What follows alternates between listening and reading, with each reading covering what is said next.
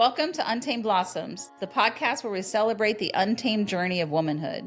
Here, we tell the stories of incredible women who have embraced their authenticity, inspiring others to do the same. From entrepreneurs to artists, activists to adventurers, we share triumphs, challenges, and the beauty of self-discovery. These are the stories of women blazing their own trails, breaking free, and blooming unapologetically. Join us to connect, be inspired, and celebrate the power of women's stories. Together, let's rewrite the rules and embrace our wildness.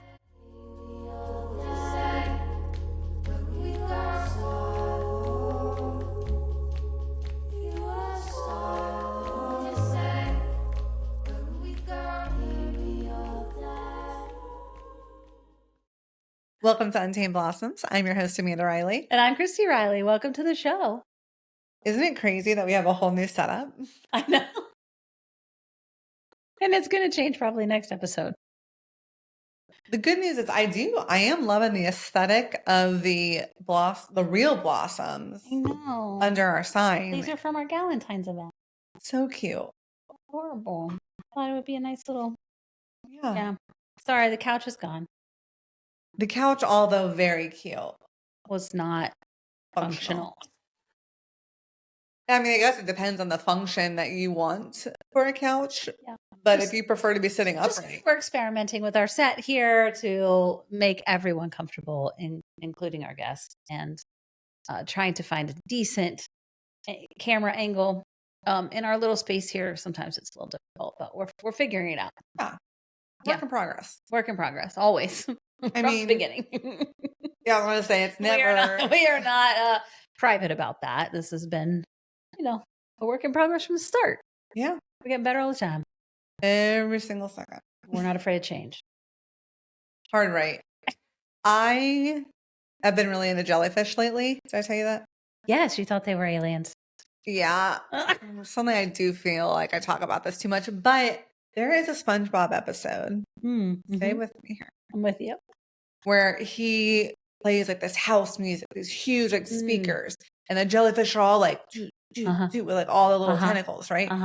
And I was showing Sarah, I told her when I'm feeling overwhelmed or I'm disassociating, I envision myself as one of those jellyfish in SpongeBob, just like vibe into the music, but like, kind of aggressively, Yeah.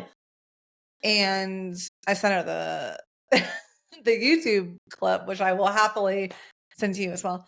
And then she sent me this beautiful thing about jellyfish and a gene key about jellyfish, that they are known as a mycelium of the sea. Well, of course. No wonder you're identifying with them. Is it part of your gene keys? I don't really know if it is or not, but she just showed me what the jellyfish had to say within a gene key. I'm still not, I told you I am like an imposter spiritual person sometimes because I know a lot, but I don't know a lot. And I was like, all I know is I saw what I needed to see. Yeah. You're like, it's proven to me that I must be involved with jellyfish. They're the connectors. They're known as the connectors. Same way as mushrooms, which you're wildly drawn towards. So I just think, And what is your human design's biggest thing that you're supposed to be doing? Connecting people. So of course you're going to identify with the other connectors on this planet. It's just from out of the world. Isn't it crazy? Though? Like, I'm not like, I went to an aquarium and the jellyfish really spoke to me. I'm like, there was an episode of SpongeBob SquarePants. I don't even have kids. Why am I watching that? I was too old. Like, I don't even know how this came across, but that. Here we are. And yet here we are. And yet at the ripe age of 38 and a half. Well, what else did you discover today? You said you had a major epiphany about how all things are connected. Yeah. So, I've been really, really thinking about the interconnectivity of things a lot lately. Mostly because I'm feeling overwhelmed with what's happening, especially in this country and politically. I need some grounding before I have a stroke. And I've just been trying to find the connection in things. And what I go back to a lot, and Sarah really helped me with this yesterday, is music is the thing. That's why I love going to concerts. Right. the connectivity that you feel with the concert goers around you is so pure, and that you can't possibly know anything about them except for you're enjoying the exact same moment at the same time through this music. Right. And the jellyfish thing happened to be a musically themed scene, right? Like, and it's just like, it's been interesting to get reminded that it's easier to stay grounded when I'm staying in my center. And that when I'm feeling this way, like last night, I listened to a guided meditation for sleep. I don't really do that ever. Yeah. But just like the sound and like to help me like stay grounded, because my mind was kind of swirling yesterday at night. So I've just been trying to really lean into the interconnectivity of everything, and then staying in my vein of, I know that music helps me do that. And that all the things that you've been doing in the past are now playing out in it very much in guests on the podcast and things that are happening in your current life that you didn't realize was going to play forward. Yeah. No? Everything happens for a reason. Everything. And I 1,000% believe that. Yeah. Yeah. So it's been interesting to see those things. Bro. It'd be interesting to talk to our guest maybe about that today. Yeah. So our guest today, you found her. Tell us a little bit about her. I found her on Instagram, and it turns out, and I got interested really because I was like, wow, she's in my backyard, and I love all things health and wellness and earthy and all the things. And she runs an organic bamboo bedding company, and she's literally 5 minutes down the road from me, and I had no idea. Wow. So yeah, and just I'm interested to hear about her journey and how she sort of landed in this field. It seems to be that she's like a mom and decided that she wanted something better for her kids and started this business. But I don't know that for sure. That's just the vibe I got from her Instagram. And so I was like, wow, that'll be an interesting story. I can't wait to hear that. Yeah. She's in my backyard. Look, her stuff looks really beautiful. And I can't wait. The cool thing and the weird thing about social media and the internet in general is you see all these amazing people doing all these amazing things all over the world, yet there are people maybe 2 miles down the road who are also doing incredible things that are inspiring other people. And it's very cool that you found her in the interweb jungle, but really. I mean, it is. And it's not, it used to be that you knew that you were a business owner because you had a storefront. Right.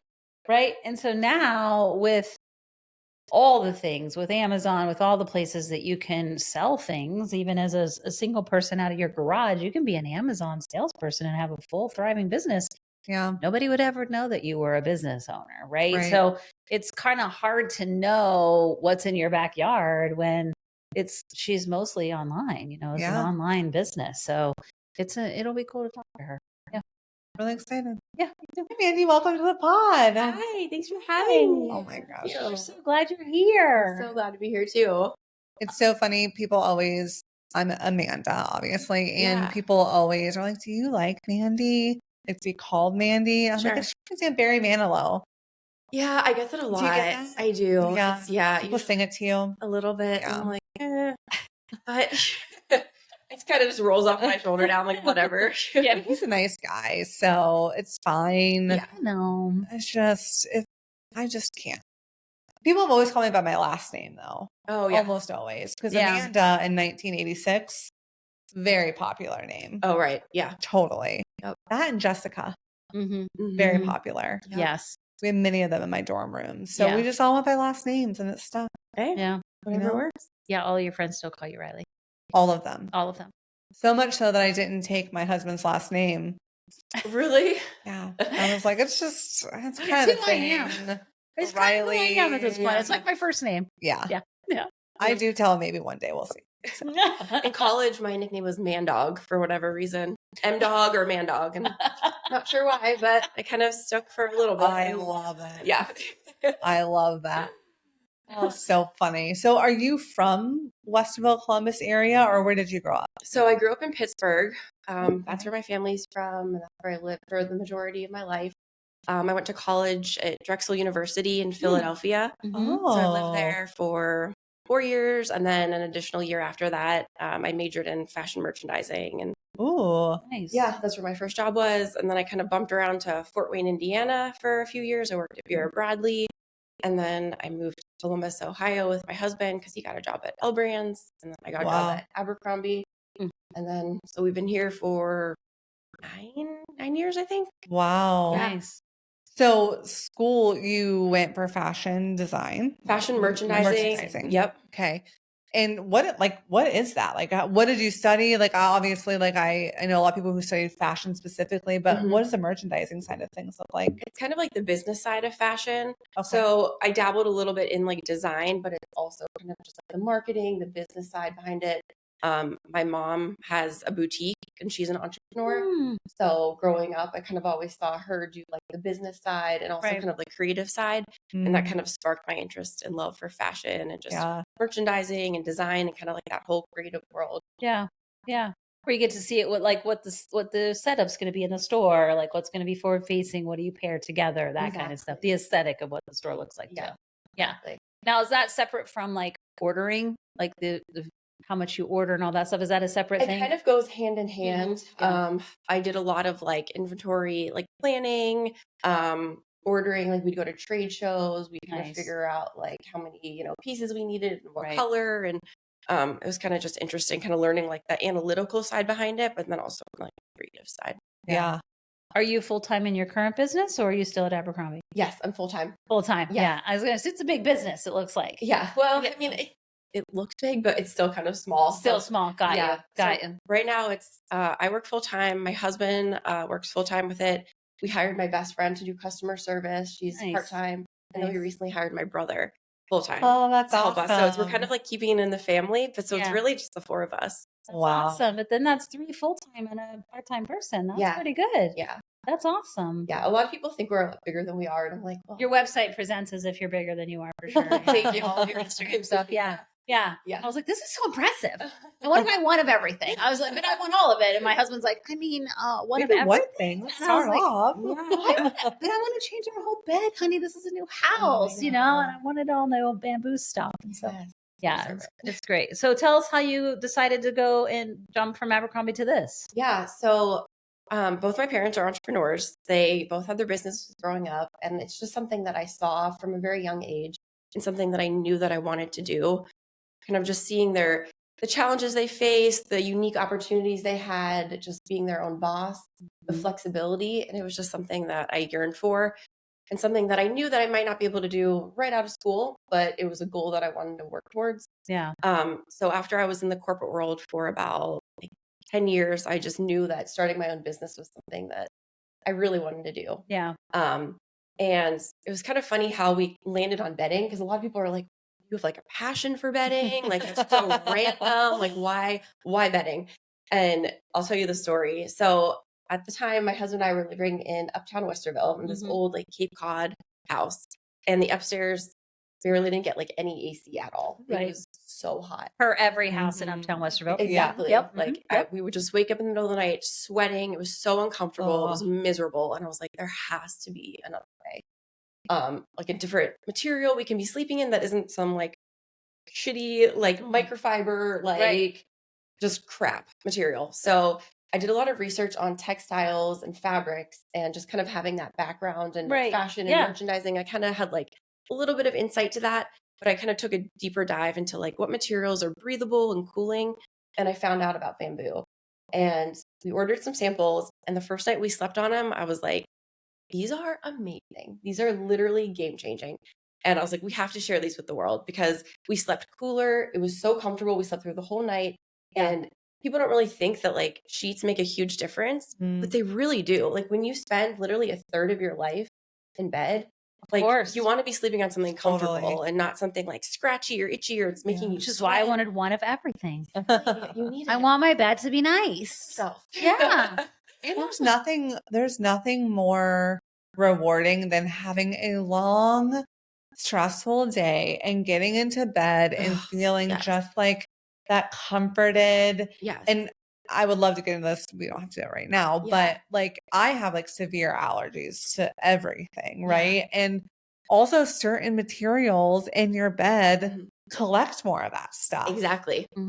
So I don't know the science, but I'm sure you might. So well, that's one really good thing about bamboo because I also have allergies. I have really bad eczema growing up. Really bad. And bamboo is hypoallergenic. It is amazing for people with eczema. It's really, really good for sensitive skin. That's awesome. And that was one thing we wanted to do a little bit differently, because obviously we're like not the only people that sell bamboo bedding. There's other people that do it too. But we wanted to go a step further and make sure that everything that we sold was free of harmful chemicals. So we do very strict like third-party testing to make sure there's no harmful chemicals in anything that we sell. It's even safe for babies. Wow. We have crib sheets. Everything is super soft. It's sustainably grown. It's organically grown. It doesn't use pesticides. A lot of people don't realize that like fabrics like cotton are just heavily sprayed with pesticides. And like, I don't know about you, but I don't want to be laying in like a vat of chemicals when I go to bed at night. Yeah. When you think about your skin being your largest organ. Exactly. And how much that direct contact, if you sleep naked, like, I don't know, someone might. Yeah. I'm sure. You don't want to be like wrapped up in all of that. Yeah. And if you're not aware, you know. And it's funny because when Christy mentioned your business, when I think of bamboo, I think of like bamboo, like the shoots. Yeah. Right. Yes. You know, and I was in Costa Rica not too long ago and seeing that bamboo just like growing in the wild. Like that's just like what my mind conjures. Right. Not like into a textile. I know, it's crazy because it's so hard to kind of wrap your head around like how do you go from these like bamboo shoots to like this super silky, buttery, soft material. But the process is crazy. But we use it's called a closed loop process. We use water and we don't use any harmful chemicals in the production of any of our goods. So it's really cool. It's amazing. Yeah. And are they all made here in Ohio? So no, everything is made in China, which I know China sometimes gets a bad rap. However, that's where bamboo is flourishes. That's where it grows. So like a lot of people will say, well, like your stuff's made in China. I'm like, literally, like you cannot make bamboo if it's, I mean, you can't really grow it if it's not in China. Like you, I mean, I guess you could, but that's just where it grows. Yeah. The climate is perfect for it. Right. The ecosystem is perfect for it. People in China who have been growing bamboo, like that's just like what they do. They're like masters at it. Yeah. So it just they're makes thinking sense. like fast fashion, factory made. And really this is about the plant in and of itself and those who are able to work with it appropriately and sustainably. Right. And that's why we wanted to go a step further, because I was saying like we want to make sure this is organically grown bamboo. This like we don't want any pesticides, we don't want any harmful chemicals. Because people get a little nervous when they buy things from China. So we wanted to get those certifications to really put people's minds at ease when they purchase from us. Right. Yeah. It's important to me. I mean, I know that I try really hard not to buy things that have those things in them. Sure. But then you don't really know. Sometimes you don't know. And it's nice to have that third party test, right? Where you find like, oh, Lululemon suddenly has forever chemicals in the crotch of all of their leggings that everybody doesn't wear underwear with, right? Like that suddenly comes out and you're like, you know, like I had a pair like gone. You know, like I don't want to wear those anymore. So you just never know. So it's good to have that, I think. And people are becoming more and more conscious of that and want that acknowledgement that it doesn't have all that stuff in them. So I think that's a great idea. Yeah. It puts a lot of people's minds at ease. And it puts my mind at ease. Like I wouldn't personally use our bedding if I knew it had that stuff, you know, and especially if we have kids. Right. So it's like I wouldn't let my 1-year-old daughter sleep on our crib sheets knowing, you know, if I knew it had any harmful chemicals. So I think it's super important for people to know that like they can feel safe sleeping on it. And so tell us about the startup process. Tell us about your, you know, everybody seems to have that. Maybe it's been amazingly smooth for you, but I'm assuming there's been some bumpy roads. So tell us about that and kind of how you guys navigated that and got past it and continue to grow as you just added another part-time employee. I would say the hardest part has just been like figuring out how to juggle motherhood and our business. That has been something that, you know, when we first started our business, we had one daughter, and I feel like it was doable. It was hard in the beginning, just trying to figure out like, you know, how much should we order, or like, you know, how do we market this? How do we create a website? I heard about like influencer marketing at the time on Instagram, and that's actually proven to be huge for us. But like just getting started, getting in front of those people who are going to help promote your brand was really hard. But it was manageable, and we kind of figured it out along the way. But then we added a second daughter to the mix, and I'm like, okay, well now my time is even stretched more thin. And I don't have as much time to do, all the work that I was doing in the evenings. Now I have to, deal with 2 children. And now we have 3 kids. So I feel like, which we're totally done. Like, I'm like, I cannot, like, I cannot do this. Like, they are, I've hit my capacity. yeah, they're the biggest blessings in the whole wide world. But I was like, 3 is good. We're good. Yeah. But I would say just honestly, just juggling like my time, having to switch from like mom mode, mom brain where it's like, mommy, I'm hungry, or, my foot hurts or whatever, just like everything that you deal with to like, okay, now I need to shift back into like businesswoman mode and like getting shit done and like figuring out like, okay, we need to place a reorder because we're getting low in stock in these items, and like just kind of constantly shifting from like that mom hat to the businesswoman hat has probably been the hardest for me. Yeah. And what have you found has been your biggest helpers? I would say just relying on other people. Like, nice. Yeah, and that's something that it was really hard for me because I feel like as women and as mothers, it's so hard to ask for help because you kind of feel like you always want to take everything on. And we're supposed to be super women. Yeah. We're supposed to be able to do it all. Right. We're supposed to be a boss bitch. We're supposed to be a full-time mommy. We're supposed to be a wife. We're supposed to be a daughter. We're supposed to be Yeah, it's so true.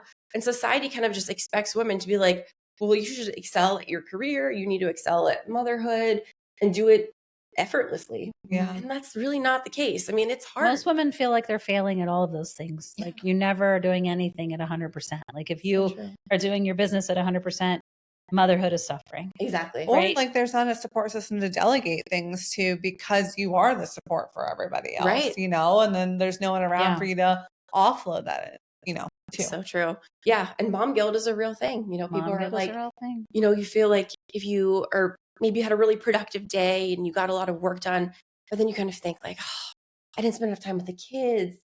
And, oh, I really should have read them in that extra story. Or maybe I should have just spent more time coloring with them. Yeah. Or it's the opposite. Maybe I spend an entire day where I really try to focus on the kids, but then I'm like, oh, I really didn't get those emails that I needed to get done. Or, I have 15 other things that I need to do off my checklist. Right. So it's kind of just juggling and finding that balance between like making sure you're present for your kids and really spending quality time with them one-on-one. But then also like, okay, I need to get work done. And like, I need to make sure that the business succeeds. Right. Totally. Right.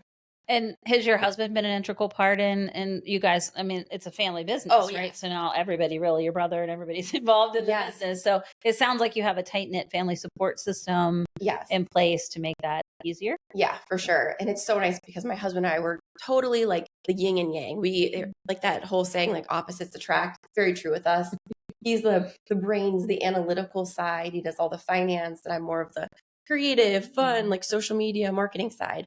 So he's been really helpful, just, helping me grow this business and helping out with the kids, anytime I need it, and saying, if he needs to get stuff done, I'm there to help. Is he full-time in the business now too? Yes. Both of you guys are. So this is your full-time gig. Yeah, this is our full-time gig. Nice. Nice. That's awesome. Yeah. And how did that transition go? Did you guys I know you jumped right in and he stayed at L Brands for a while, or? So I was actually still working part-time. So in between starting Abercrombie and starting our business, I was working at a real estate office doing marketing for a few years.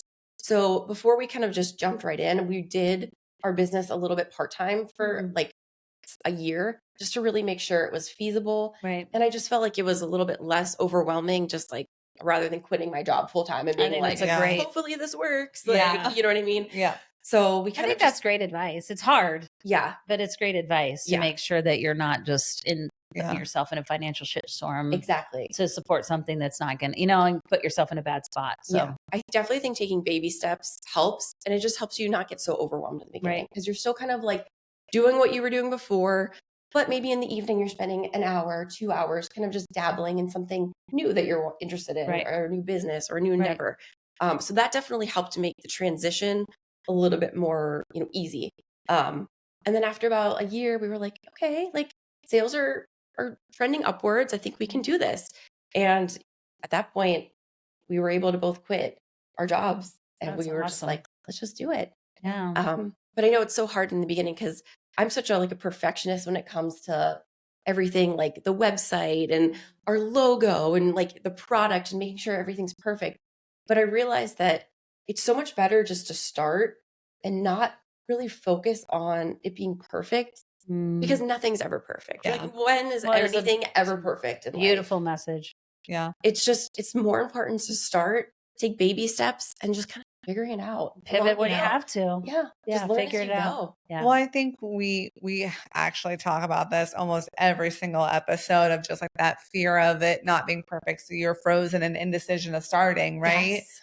But we also get a lot of messaging of what we see people who are entrepreneurs doing Mhm. and how cute and fun and it looks so nice. Yeah. And so not messy. Right. In reality, it's way more messy than that. Oh, yeah. And you're not going to be able to work next to a pool sipping a mojito. You know what I mean? That's not what the first year looks like. Right. No. You're under Or a the blanket. second, or the third, Yeah. or the fifth. Yeah. Yeah. You know, like, no, it's just in a so warehouse organizing your Yeah. like. Oh, yeah. It's your kids running around like banshees while you're trying to get something done in a Exactly. warehouse or somewhere else, or you're trying to have a meeting, or like it's Yeah. it's a lot of shuffle is what Yeah. it is. It's messy. Yeah. It's really messy. When we first started, we actually did fulfillment out of our basement. Yeah. Oh my God. So, like, that, if that doesn't tell you, like, we were bootstrapping like Yes. hard AF. Like, it was Yes. Yeah. like I don't even know how we were doing it, but we were doing it. And then we were like, okay, well, now we're kind of outgrowing the basement. Now we need to move to the garage. And then we were like fulfilling stuff out of there. And my husband would be like driving to, UPS or whatever, like delivering shipments. And it's crazy. Like, anytime we'd have like an influencer talk about us, we get like 50 sales. And I'm like, oh my God, like we're going to outgrow our garage. And then we Right. moved into like a warehouse space, and my husband was still doing the fulfillment, and it was like becoming his full-time job, literally Right. just doing fulfillment. But now Wow. we've gotten to the point where we can't even do our own fulfillment anymore because it would take too much time. Yeah. Yeah. So, but it's just crazy. But that's like, how it good, starts. right? Yeah. And so, and it's great for people to hear that really want to do something. Yeah. To say, it's okay for it to be Yeah. okay to be in my basement. Oh, yes. And now you're in a warehouse and you've outsourced and you have 3 employees. Right. Like, and although you started by saying it's not that big yet, wow, that's a big deal. Yeah. You know, from how far it's come, and it's supporting your entire family, Right. which is not a small feat. I know that if both of you are working at Abercrombie and L Brands, Yeah. you were making decent wages, right? Like, you Yeah. were making decent salaries. Yeah. So to be able to be an entrepreneur and replace your salary, I think is a really big deal, and really feel comfortable enough, like, okay, we're going to move away from 401ks and health insurance and the safeties that are all wrapped up in So corporate true. America, that Having PTO days where you can just take a day. Oh my gosh. I miss those to do. Yeah. having BPO, Yeah. like, and it's not for everybody. And I think that, Right. and I think the more we talk about that too, is like, yeah, if you go on vacation, who covers, right? Like, we are entrepreneurs, and when we go on vacation, we have to check in at least once a day. Oh, yeah. You don't get a week off of just not thinking about work. Exactly.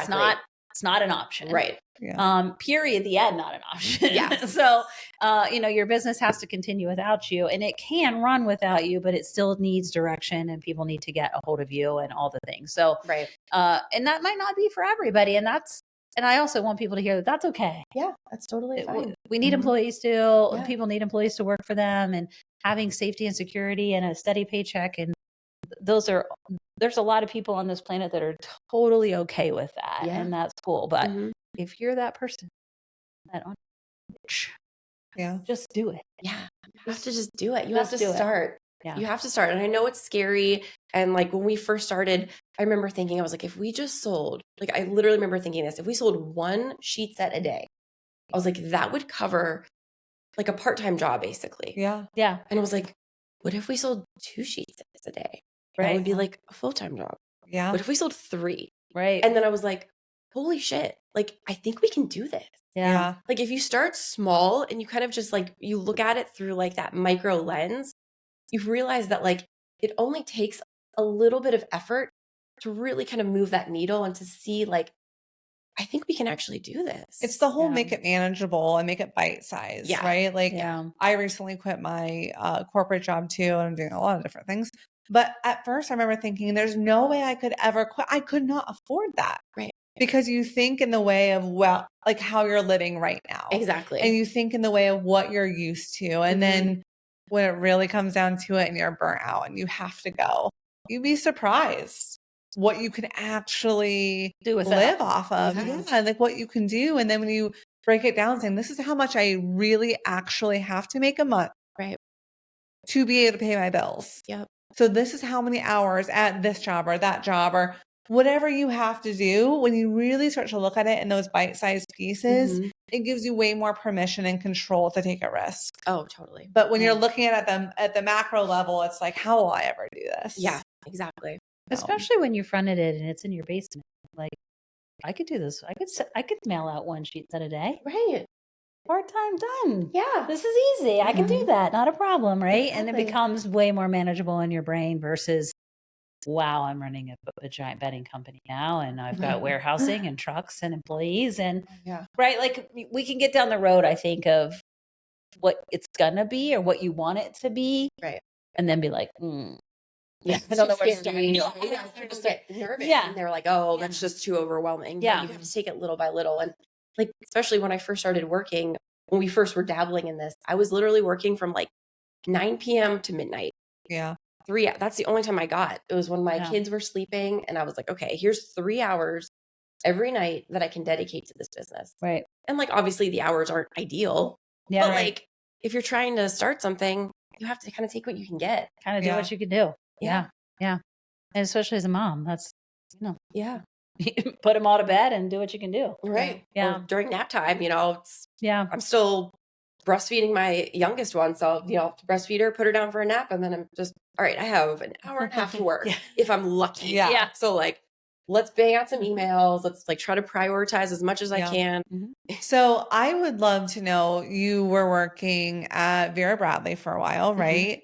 And then of course you moved to Abercrombie. Yep. What are some things that you gleaned from your time there that you're like, wow, this really helped me be successful now? Like another thing we talk about a lot is every step you take helps you learn something that makes you more successful in what you want to do. Yeah. So we'd love to know, like, what were those nuggets you got from both of those places? So when I worked at Vera Bradley, I did a rotational program. It was really interesting because I got to dabble in like multiple departments for 3 months each. So I did fashion design, fashion merchandising, planning and allocations, which is kind of like inventory planning, and then sourcing and production. So I really got to see like the full world of like how it worked, but like only for a year, which was kind of cool. And then from there, I got to pick which one was my favorite. And then I got a full-time job in that. So I chose sourcing and production. So basically dealing with vendors overseas, negotiating costs, trying to source materials, fabrics, textiles, things like that. And I really think that helped me so much in learning about like textiles and like learning just kind of what best materials to use for our bedding, just having that prior experience with like sourcing and it's that like 360 experience that a lot of places, I've heard good things about that. That's why I was curious. Yeah. Because that 360 employee experience doesn't happen at most places. Oh, I know. Right. It's so rare. So finding the full circle, and if you're someone who wants to start something, but you can't make a jump right now, it's like, how do you then find a job that's going to help give you that experience and that knowledge to then be able to use it for later? Exactly. When you can. Yeah. In a place like that, I mean, I wish more companies did that because it really gives you the full picture on how things work versus most corporate jobs that kind of put you in this one role and you're kind of in this silo where it's like, you don't really see how your part affects other people and vice versa. So it's just kind of hard to like make those connections. But when you really work in like multiple areas of corporate, you can kind of see how everything moves and grooves together. Yeah. It just makes a lot more sense. Yeah, for sure. That's awesome. Yeah. So I definitely think that sourcing and production helped me. Abercrombie, I also did sourcing and production. So, and then obviously college was merchandising and just like a culmination of all these little tidbits of experience. College, I would say like the biggest thing I learned was Photoshop. Yep. Graphic design, Photoshop. Yeah. I use that literally every single day. Like whether it be like I just did a photo shoot yesterday for our business and I'll be, editing photos and just knowing how to like, do graphic design, create emails and marketing materials. And there's so much online now that you can go and take courses in so many of these things. So like, even Canva, I don't know if you I love Canva. It's a game changer. Game Yes. changer. Love it. And it's like, you don't have to go to school to be able to, you can watch tutorials through Canva online anywhere. And it's like, what a great thing to have a skill in. So maybe you want to start your business one day, you're not ready yet. Right. Start making things in Canva for people. Yes. Start getting that skill down because you will absolutely use it one day. I totally agree. I use it all the time. It's amazing. So what's been the biggest roadblock that you guys have gotten over, that you've run up against, that you were like, honestly, just juggling like my time, I would say. Yeah. It really has been just the mom guilt with my first daughter. I definitely had postpartum depression. That was really hard. Yeah. Just trying to like overcome that while also trying to run the business and being like, okay, like I just need to I need to feel like I have a purpose. I need to feel like I really like have a goal in mind, because it's so easy to kind of like, when you have kids, kind of feel like you lose yourself in that and you lose your identity. So I feel like really having a purpose, having a goal, having a passion is so important, and really staying true to yourself, because I truly believe that like when you work and you really enjoy the work that you do, that shines and that comes through. Yeah. And your work can be your passion. And that's something that I really want to show my girls, because I have 3 daughters, that like, having a career doesn't have to just be like something you have to do, where, oh, I'm going to my 9 to 5 and, it's just, it is what it is. You can really make it something you truly love. Yeah. So really just feeling like you have a purpose in life, really just doing something that you love, I would say, is probably been the biggest thing for me, just because, I want to feel like I'm making a difference and I'm setting a good example for my kids as well. Yeah. Has there been a moment in your business where you're like, done? I've had enough. This isn't working. I'm tired. The kid, whatever. Did you? I don't think I've ever felt like I'm done. There's definitely parts where like I've been annoyed with the business, or like, oh, I wish I didn't have to do this. Is this worth it? Yeah. Like it would be easier if like I just didn't have it. But then on the other hand, I'm like, but it's allowed me to like stay home with them, and which has been amazing. Because I feel like I spend more time with my kids now than I ever have before, and it really has allowed me to spend quality time with them. So I feel like even though it's hard, I wouldn't change it for the world. I really wouldn't. Yeah. They say that for entrepreneurs, you have to have that passion for it. That's why I was asking that question, because that's the thing that gets you through those moments where you're like, I don't know if this is going to work, or a dark night of the soul where you're like, what am I doing? Why did I choose this? Why am I here? And that is the part that pushes you through those moments to the other side. And usually it's some sort of success on the other side of that. But I just, if you'd ever had any of those moments with your husband or each other, what do we do? I felt that way with kids before. I don't know about the business. I'm like, oh my God, we have so many kids. Well, it's a lot though, right? It is. It's a lot to navigate and to balance. It is a lot. And it's a choice that you make on both occasions, on all 4 occasions. 3 children and a business. Yeah. Right? Like we birthed them all. Yes. We brought them all into this world, and now we have to take care of them. Right. Yeah. And you said your parents are both entrepreneurs, correct? Yeah. So do you like recall or have those memories of watching them work through some of this stuff, or like watching them work around the clock? Like what was that experience like for you? Yeah. I feel like every dinner conversation, like growing up, would just be my mom, like talking about like her store, like the customer she kind of dealt with that day, whether it be good or bad, or just, and I remember her being so happy because she's also an artist. She would sell some of her art at the store, and she'd be like beaming when she like sold a piece of artwork. And it was just really cool to like see how excited she got and the fulfillment that she got from her job. And same with my dad. He worked really late hours, but he was such like an inspiration to me as well. And both my parents are, honestly. I think it makes it a little bit easier. We always talk about sometimes that conditioning of what you grow up around, and the societal like pressures of doing something like the corporate, the ladder, all of those things. But when you have an example of what it could look like to have more of that free spirit, the entrepreneurial spirit of like joy in finding something that's not the norm, it makes it just allows you to have more permission to say, like, I'm going to go for this thing. Yeah. I've observed it. I've seen it. I want to do this. Right. I definitely believe that. And, after college, I kind of felt like I wanted to almost try the corporate world just because I saw my parents being entrepreneurs. I'm like, okay, I kind of have an idea of what that's like, but now let's just try corporate. Yeah. Like for shits and gigs, and let's just see what it's like. Yeah, and I did it for 10 years, and I'm like,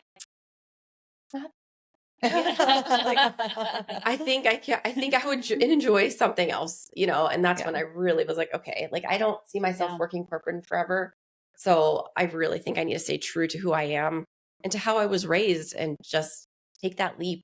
Yeah. Because I knew that if I wasn't going to do it, then it's like, when am I ever going to do it? But at the same time, the opposite of that is like, you might have needed that time to really curate the skills that you brought to what you now offer. The fact that you were able to find the textiles, the research, the development, in a foreign country, by the way, and, all the things, right? So that you really curated those skills for a long time until you were like, okay, I've done this now for 2 companies. I've mastered it. I've done it for 10 years. Right. Now I'm ready to do it for myself. Yeah. I definitely don't regret working corporate at all. I think that it helped me so much with having our business, just everything that I've learned along the way. So I definitely don't regret that. I just know that like going forward that I had to really stay true to like my passion and what I wanted to do. Do you recall a moment in corporate America where you're like, I'm done?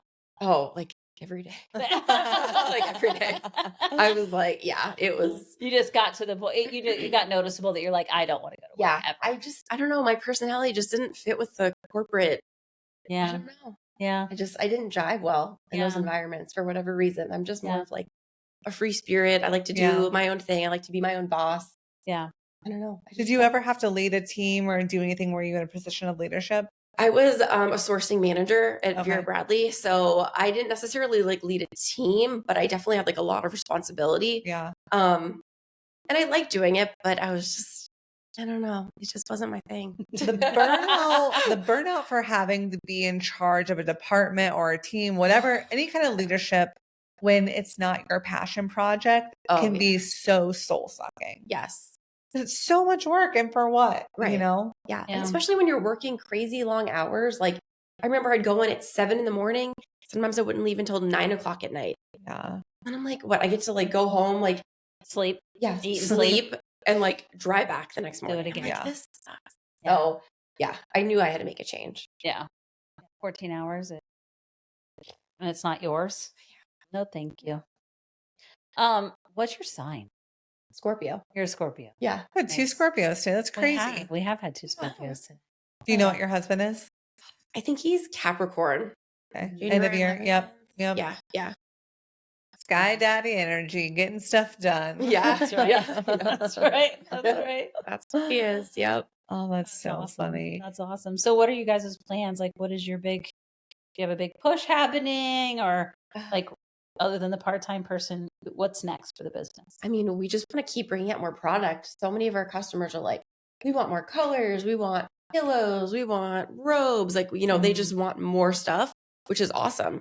And so I want to be able to bring that to them because we've kind of slowly been growing little by little. We started off just selling sheets and now we kind of expanded into comforters and blankets and, baby crib sheets. And we've just been slowly growing. So I want to just continue growing because that's what our customer wants. And we've grown, we've gotten a really good customer base who just loves our products.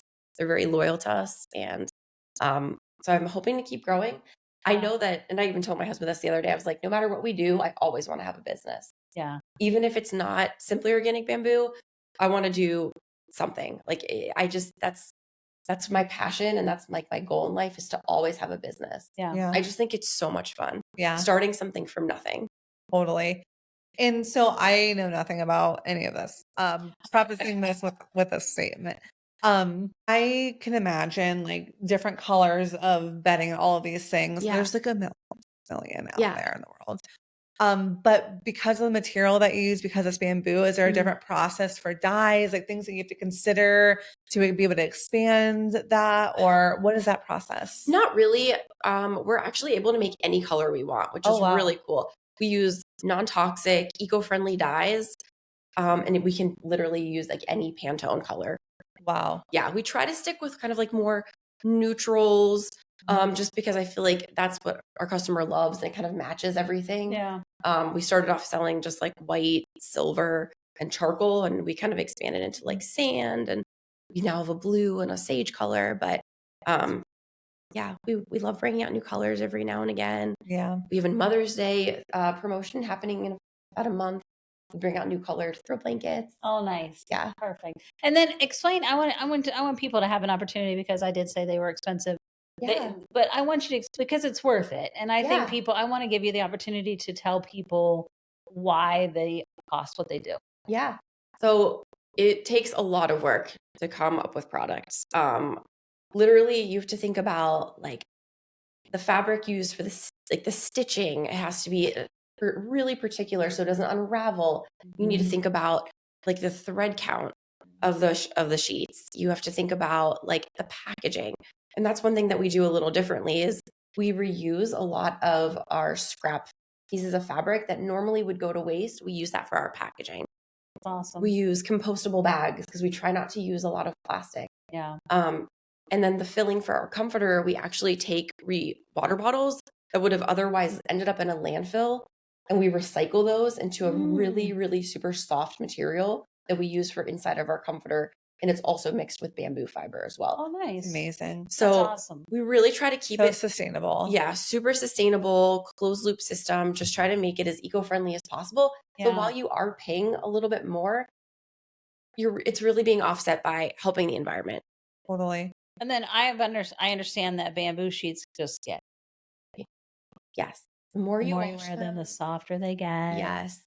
I'm assuming they last They a long time. Yes. Yep. They Very last. strong fibers. Yep. And you can wash them as many times as you want, but yes, they get better. And we always recommend cold water whenever you wash them. It just helps preserve their softness. Yeah. But yeah, they are. Which is counterintuitive, I think, for most people with sheets, Right. right? A lot of people you say, want to scald them because your body oils are in there and whatever. Exactly. Yeah. Yeah. So different from what you would expect. Right. Yeah. And we talk a lot about sustainability on many of our things, and we talk about how fast fashion and the implications of that, but also when you wash sheets that maybe you got for $20 at Walmart or whatever, right? That puts so many microplastics into our water, and there's so much more that we don't think about that ripple effect causes. Oh yeah. And it's like people always they always say like, okay, what can I do? What's one thing I can do, right? This is a really great example of something that you can do that's really supporting local and that also is supporting our environment. Like this is a perfect example of something that you can do. And to have sheets that last a long time, like I just feel like those things wear out so fast, the cheaper material that you're using. Right. There's so many reasons people get shit sleep. There's so many reasons. Don't wear your sheets, you want them. Exactly. You know? Yeah. And then what's the point of buying like cheap sheets if you're gonna have to replace them every few months anyway? That's exactly what I want to do with a whole bed. That's why I'm like, and I have read a ton about bamboo. And that's how I found you. Is that I was like really researching organic bedding. Yeah. And I really wanted organic bedding for the bed. And like we said, just moved here. So, and I want that bed to feel like from whatever I'm in. And it's the most luxurious place that I could possibly be. And I would never want to get out of it. That's my goal. Yeah. And Haley, our good friend, even yesterday was like, I'm working on my bed. I just want my bed to be the most. And I just feel like, I feel like we deserve that. Yeah. Oh yeah. We deserve that. We deserve to have a space where we collapse at night and it's just the most amazing, breathable fabric. And soft. And if it's not soft, you might as well. I don't care what it's made out of. Right. I don't care. Yes. You know, if it's not cozy and soft on my skin, it will crap what it's made. Oh, same. Yeah. We had to go through so many samples to get it just right because I am super particular. I'm like a very tactical person. And like anytime I go plus to with your eczema, right? Yeah. I'm always like feeling things. And I'm like, oh, like if it's not soft, I want nothing to do with it. Yeah.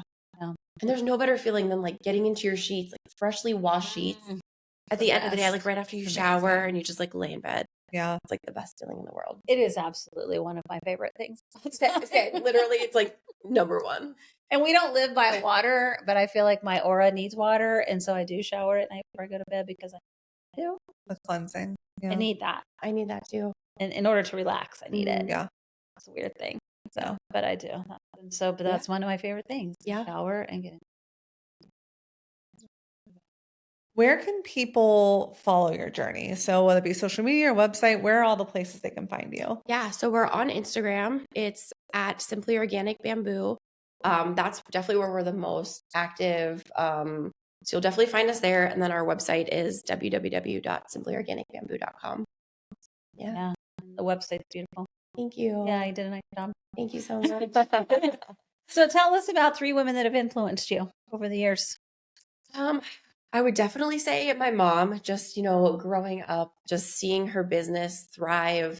She's such a creative person. And I really think that really drove my creativity and my passion for wanting to start my own business. And then honestly, my grandma, she was also, she was an interior designer. She dabbled in lots of different things. She was also a huge inspiration to me. And then also my great grandmother, she's actually she was one of the oldest living people in the world at the time. Oh my Wow. She gosh. lived to be 113.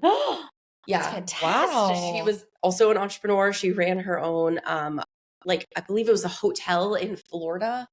She wore so many different hats. She had a bunch of different kids, and she just total boss. That awesome. spirit is strong in your genes. Yeah, I come from a long line. Was this all your mom's lineage? Yeah, a lot Wow. of strong women who kind of just did their own thing and was incredibly inspirational growing up and just seeing this line of women that kind of just didn't take shit from anyone and just did their own thing. It was you're like, I gotta fall in line with these women. Yeah. I can't. Oh yeah. I can't work at Abercrombie. I can't work there. Yeah. I'm done there. Yes. Oh man. So that's what I really hope to That's teach my awesome. girls is, that you can really do anything you want. You Yeah. can, I feel like women don't give themselves enough credit, and they can really do amazing things. Yeah. Like we can literally do it. We are bad bitches. We all really of us. I really believe that. Yeah. I listened to Ina Garten. I don't know if you know who she is. She's a chef and she has her own Food Network show. But Oh, cool. I listened to her memoir recently and she got an award and Oprah was sitting next to her and someone else. And they said all these wonderful things about her. And her book is called Be There When the Luck Happens. And she accepted the award and said how just how lucky she's gotten. She sat back down and Oprah was like, why did you say that? You worked so hard. This Yeah. wasn't luck. You worked really, really hard to get there. And I think that's such an important message for women is take up the space, know that you had to work hard to get where you are today. Sure, you might have had a great support system, all of these things, but that's not luck. Yeah. That's the energy you put out and that's what you're getting back.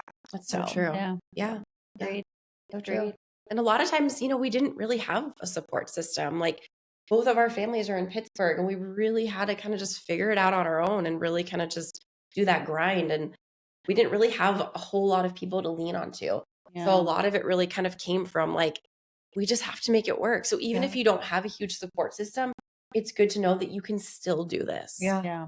Totally. And I get so excited when I see other businesses, other moms who are entrepreneurs. I'm just like, you go, girl. Yes. We need more women. We need more moms in this entrepreneurial space because it's so important that they represent. Totally. Especially I have 2 daughters that have children and they're suffering in their jobs. The tear of exactly what you're talking about, going to corporate America all day, daycare, kids for a couple of hours at night, then they go to bed and it's on repeat and the grind of all of that. And you're doing it for somebody else versus the rewarding factors, but it is a lot of risk, right? Business is risky. Inherently, it's not a guarantee that just because you start a business, you're going to succeed at it. And no matter how hard you're determined or willing, sometimes things just don't work out. But trying to get them to look at anything other than, there's all these other options to be able to stay with your babies, be able to work from home. The internet has gotten such a vast array of things that you could do to be able to stay at home if that's really what you want to do, right? And still be able to contribute financially to your family because most couples need that currently. So, and not have to pay $4,000 a month. Oh, I mean, it's wow. insane. It's nuts. Like $2,000, $2,500 a kid. Wow. It's nuts. I'm like, who affords that? How Yeah. do you even afford to go to work when you're paying $2,500 to send you to daycare? Right. So I don't, it's definitely a struggle. Like the struggle is real for young families currently and moms and trying to figure out that whole juggle of what to do and how to figure it out. And every family is different. And Yeah. you guys have found a way, even though your families were in Pittsburgh, for you to be at home with your kids most of the time and to have a flexible schedule through a business that's mostly online that doesn't have to have a storefront. That's what we were talking about before you came on. Is I'm like, it used to be that in order to buy something, you had to go to a storefront. Exactly. And when I was young, right? And so you knew the business owners because you had to go there. Right. Now, like, there's so many online businesses that you have no idea if somebody's your neighbor. Like, I had no idea you were close to me. So crazy. I'm like, that's so amazing that she lives close to me and I can support somebody that's local. How do you think people find? Because finding you on Instagram doesn't necessarily connect you to me locally. Right. Right? Like, other than I think one of your stories, it said something about you being in Ohio. Yeah. Or Columbus. Right. And I was like, oh, she's close to me. I know. But I don't know, how do you connect for local businesses when they're online? You know? That's one thing that I feel like we could definitely do a better job about is I feel like so many people don't really know about us. Yeah. So I feel like if I were to maybe join like a network, like a networking group, like locally, maybe like a Westerville one, Right. that would help. Yeah. Just trying to get our name out there because Yeah. so many people are like, oh, you're in Ohio? Like, do you have a storefront? I'm like, no, we're just e-commerce. So Right. There are, and I'll tag all of the places to find you in our show notes today, Okay. but there's also like groups called like Sustainable Westerville and all these other things that we'll make sure we tag as well, because I think also on top of what you're doing and of course connecting to local entrepreneurs, but you're also doing something that's really important right now, which is sustainability. Yeah. And there are some awesome groups here, even just in Westerville, that we can make sure hear about you. Yeah. So Yeah. Exactly. Yeah. awesome. Wonderful. Well, remember, you can watch today's episode and all the episodes on YouTube now. Very exciting. You can also listen to us on YouTube though. So if you're busy and you don't have any other streaming services, all of our previous episodes are now on YouTube as well to stream. We're on iHeart and Apple Podcasts as well as Spotify. So if this episode resonated with you guys, please share it. Don't forget to give us a review if you enjoyed it. And until next time, we love you. Love you.